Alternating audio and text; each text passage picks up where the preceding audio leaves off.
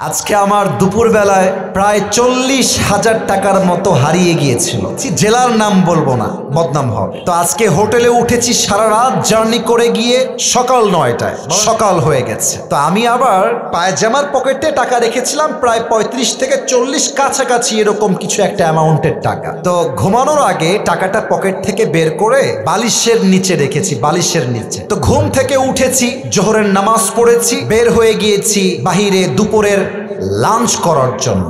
কিন্তু টাকা যে বালিশের নিচে ছিল আমি ভুলেই গেছি। হোটেলে খেতে গেছি, বিল দেওয়ার জন্য বলেছে, বিল হয়েছে 600 থেকে 700 টাকা। পকেটে হাত দিয়েছি, দেখছি টাকা নাই। মাথা তো আমার ঘুরে গেছে, কিরে টাকা আমি রাখলাম কোথায়? হঠাৎ করে মাথায় আসছে, আরে টাকা তো আমি হোটেলের বালিশের নিচে রেখে এসেছি। সঙ্গে সঙ্গে কোনো কথা ছাড়াই গাড়ি ঘুরিয়ে হোটেলে আসলাম। এসে খুব বিনয়ের সাথে ম্যানেজার সাহেব বললাম, স্যার আমি আবরারুল হক আসিফ হুজুর, আপনি আমাকে চেনেন।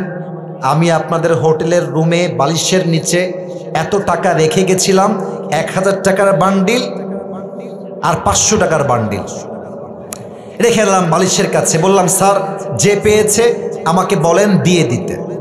তো দুইজন যুবক আসলো, যারা ক্লিনার, যারা হোটেল ক্লিন করে। আমি ডাকলাম, এই এদিকে আসো। ওরা আমাকে আগে দেখে নাই। বললাম, তোমরা কি আমাকে চেনো, আমাকে চিনতে পারতেছো? তো যে আমার বেড গুছিয়েছে, যে আমার বালিশ হটিয়েছে, সে বলছে, হ্যাঁ আমি আপনাকে চিনি, আপনি আসিফ হুজুর, আপনার ওয়াজ আমি শুনেছি। তো ওকে বললাম, বাবু যেহেতু তুমি আসিফ হুজুরকে চেনো, দেখো বাবা আমি তোমার সঙ্গে ঝামেলা চাই না। আমার বালিশের তলে আমি টাকা রেখে গেছি, আমি 100% ড্যাম শিওর টাকাটা বাবা আমাকে দিয়ে দাও, তোমাকে আমি হাদিয়া দিয়ে বাসায় চলে যাব। যুবকটা মুখের উপরে বলছে, না আমি টাকা দেখি নাই, জীবনেও না, এটা সম্ভব না, আমি 1 টাকাও হাত দেই নাই। আমি বললাম, প্লিজ ট্রাই টু আন্ডারস্ট্যান্ড, একটু বোঝো, আমার বাদ মাগরিব প্রোগ্রাম, আসর আজান হয়ে গেছে, দিয়ে দাও বাবা, কোনো ঝামেলা চাই না, থানা পুলিশ চাই না, দিয়ে দাও।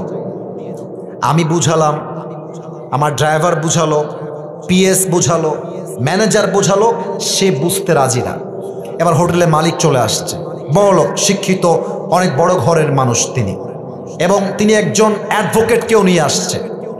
সিসিটিভি ক্যামেরা ওপেন করা হলো, কে গেছে হুজুরের রুমে আর কে বের হয়েছে। তা আমি চোর ধরতে গিয়ে নিজেই চোর হয়ে গেছি। তারা আমাকে বলতেছে, আপনি যে টাকা রাখছেন তার প্রমাণ কোথায়? আমাকে বলতেছে, বিনয়ের সাথেই বলছে যে, স্যার আপনি যে টাকা রেখেছেন এখানে 40,000 টাকা, তার প্রমাণ কি, আপনি আমাকে বলেন। আমি তো ঝগড়া চাই না, আমি সবসময় সমাধান চাই। তা আমি বললাম, একটু ক্যামেরাটা আগা পিছা করেন, সিসিটিভি ফুটেজটা সব চেক করা হলো।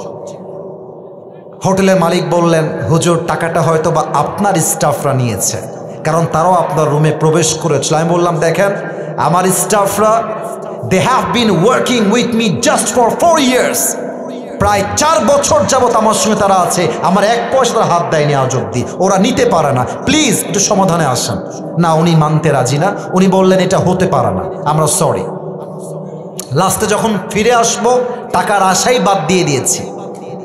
অ্যাডভোকেট তাকে আবার বলছে, এই ছেলে টাকা নিয়েছো, থাকলে দিয়ে দাও, কোনো মারামারি হবে না, দিয়ে দাও, আসিফ তোমাকে ছেড়ে বাসায় যাবে। ও বলছে, না আমি টাকা নেই নাই। আমিও টাকার আশা বাদ দিলাম, যে থাক ওইটা বাদ, ওটা পাওয়া যাবে না। জাস্ট আসার সময় তাকে বললাম যে, স্যার দেখেন আমি আসিফ হুজুর, আমি কোনো গন্ডগোল চাই না, আপনার হোটেলের বদনাম চাই না, তবে একটা আবদার রাখবো, এই যুবকটা যে রুমে থাকে, চেক হিজ রুম, ওর রুমটা চেক করেন। বলছে, ঠিক আছে হুজুর, আপনার লাস্ট আবদার আমরা রাখবো। হোটেল ম্যানেজার, হোটেল মালিক, অ্যাডভোকেট এবং আমার 3 জন স্টাফ ওর রুমে গেল। রুমে গিয়ে দেখবেন টয়লেটের উপরে একটা ছোট্ট করে জায়গা থাকে, এই ঢোপ টোপ রাখার জন্য, অনেক জিনিস রাখার জন্য। একজন গিয়ে সোজা ওখানে আঘাত করছে। যখনই খুলেছে দেখছে আমার সব টাকা ওখানে রাখা আছে। আর যখনই টাকা দেখতে পাইছে মালিক হোটেলের, ওরে ইচ্ছা মতো মারা শুরু করছে। সেই মায়ের আমি গিয়ে পরে ঠেকায় ঠুকায় নিয়ে আসলাম। আর ওই যুবকটা পা ধরে এত কান্নাকাটি।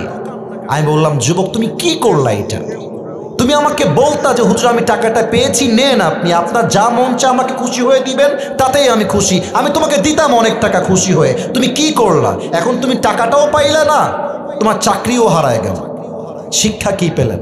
শিক্ষা একটা, যদি আপনি জ্ঞানী মানুষ হয়ে থাকেন, আপনি মাথায় রাখবেন যে আমার এই টাকাটা দামি নয়, আমার বিশ্বাসটা দামি।